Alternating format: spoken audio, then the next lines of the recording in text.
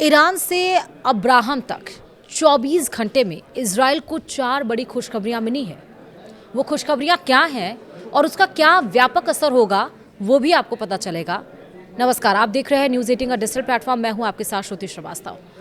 Iran से लेकर Abraham समझौते तक इजराइल को पिछले 24 घंटे में 4 बड़ी खुशखबरी मिली है। अमेरिकी राष्ट्रपति डोनाल्ड ट्रंप ने जहां सऊदी, पाकिस्तान और कतर जैसे देशों से अब्राहम समझौते में शामिल होने के लिए कहा है, तो वहीं ईरान डील भी इजराइल के पक्ष में है। इधर सोमालीलैंड यरूशलेम में अपना दूतावास खोलने जा रहा है। विस्तार से आपको समझाते हैं। दरअसल ईरान समझौते के अलावा पिछले 24 घंटे में इजराइल को 3 बड़ी खुशखबरी मिली है।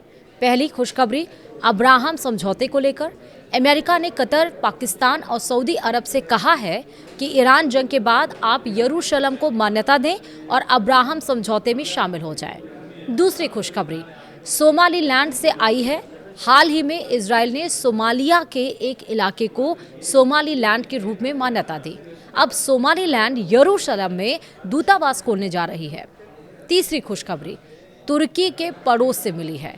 साइप्रस के चुनाव में इजराइल समर्थित DYSI पार्टी को बड़ी जीत मिली।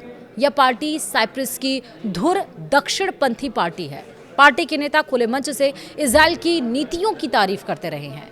ईरान और अमेरिका के बीच जो समझौते का प्रयास तैयार हुआ है, यानी कि प्रस्ताव तैयार हुआ है, उसके मुताबिक ईरान परमाणु हथियार नहीं बनाएगा।